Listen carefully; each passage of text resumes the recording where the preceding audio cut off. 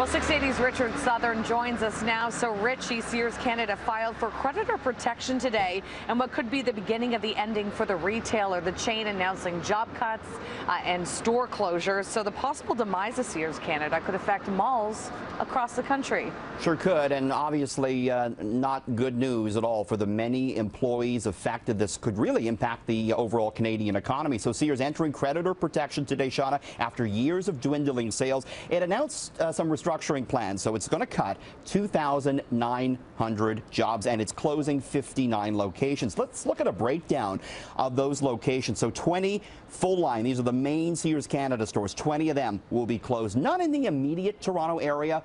There's one at Scarborough Town Centre that will remain open. We have the full list, by the way, 680news.com, citynews.com. So there's 15 Sears Home stores closed, 10 Sears Outlet stores closed, and 14 Sears Hometown stores shutting down. You know, Sears singing a much different tune today than it was just 2 months ago. I talked to Sears Executive Chairman Brandon Stranzel back at the beginning of April, and I asked him then what he would say to employees who were worried about losing their jobs. Have a look. I would say that, we have our own strategy, we have our own business, we have our own brand, our own label, our own cut and Sears Essentials, and we're on a path to reinventing this entire business. And you're posting the same type of losses that they are in the U.S. You're facing those same sort of issues with money going online, are you not? We have an entire new online business. If you were to look at our website, very different than it looked a year ago. We've really changed the whole business.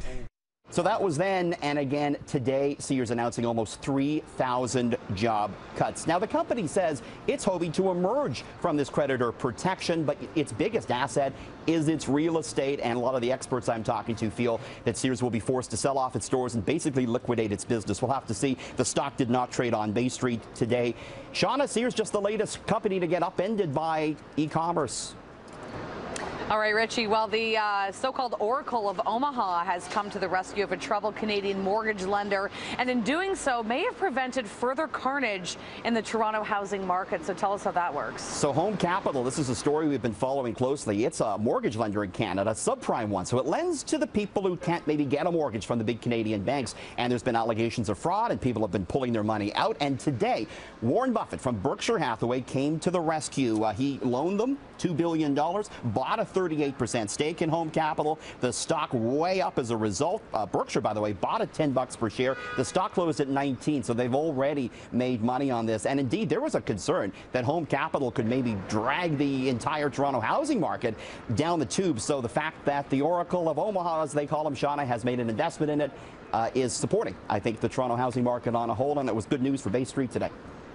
Okay, and we are getting a better idea about what retailers will occupy the almost complete, is it One Bloor East building, so that big one going up. If you haven't been around there, Shauna, we got some video. We just shot this afternoon. This is the massive 76-story tower at One Bloor East. It's gone up so quickly, and there's the first couple of floors. It's going to be all retail, and we're now getting an idea what's going to be going in. There'll be a massive grocery store, a 2-story, 18,000 square foot Mark McEwen grocery store going in here, slated to open at the end of 2018, according to Retail Insider. And Nordstrom Rack is going in. This is the discount offshoot brand of Nordstrom. There's been rumors as well that Apple may open in there. And just across the street, Shauna, there's another tower that's going to be shooting up, 84 stories at One Bloor West, and it too is going to have a lot of retail. So Yonge and Bloor is going to look a whole lot different in the coming years. Yeah, right. It's already unrecognizable. Okay, so one more thing for you, Richard. Apparently, online retailers are doing brisk business, selling bathing suits and other clothing featuring the faces of world leaders. What can you tell us about that? I want to show it to you. This is the must-have stuff for the summer. Okay, so how about a one-piece bathing suit with U.S. President Trump's face on it?